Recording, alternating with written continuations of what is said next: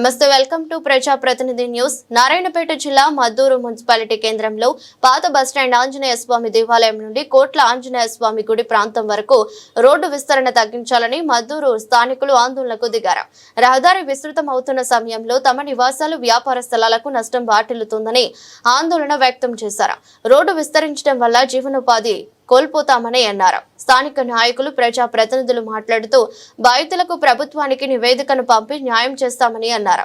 కార్యక్రమంలో municipality chairman Srikanth, PSC H chairman Gundla Narasimhulu, market chairman Bheemulu, Veeresh Goud, Sanjeev, Mallikarjun, Jangam Babu, Nijintha, Chandu, Narasimhulu Goud పాల్గొన్నారు.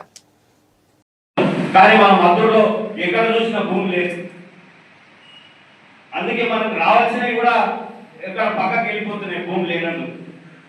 ఉన్నోళ్ళు కూడా ఇప్పుడు మన వంద డిస్ట్రిక్ట్ సబ్స్టేషన్ కాడ 9 ఎకరాల 13 గుంటలు మిగిలిపో ఉన్నారు. అందరికి పట్ట సర్టిఫికేట్ లేక కూడా ఇంకా మిగిలి ఉన్నారు. మిగిలితే అక్కడ మనకు మినీ స్టేడియం చేయడానికి మన పిల్లలు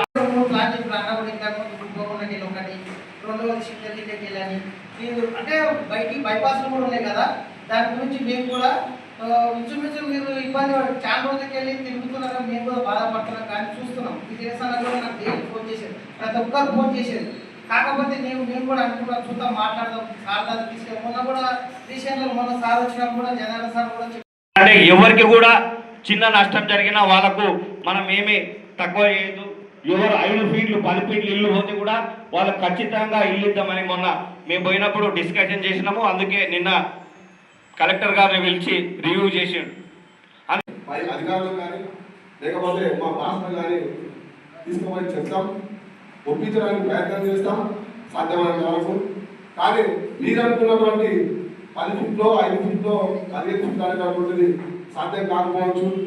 దయచేసి మీరు అర్థం చేసుకోవాలి. మినిమం కొంత ఇప్పుడు మనం చిన్న తీసుకుంటే దాదాపు 20 ఫీట్లు తీసిరు కదా, 18-30 అంటే గ్రామాల్లోనే ఆ పరిస్థితి ఉంది. అంటే మనం ఆలోచన చేయాలి. అక్కడ కూడా చేసేదాంట్లో చేయండి, కాదలేదు. ఒకరికి నష్టం జరగకుండా ఎవరు బాధితులు నష్టం జరగకుండా ఏముంటే దాన్ని దృష్టిలో ఉంచుకొని చేయండి. ఇదే కాకుండా ఈ రోజు కాకుండా కట్టె ఆలోచన చేసి అలాంటి ఎక్కువ దృష్టిలో పెట్టి చేయండి.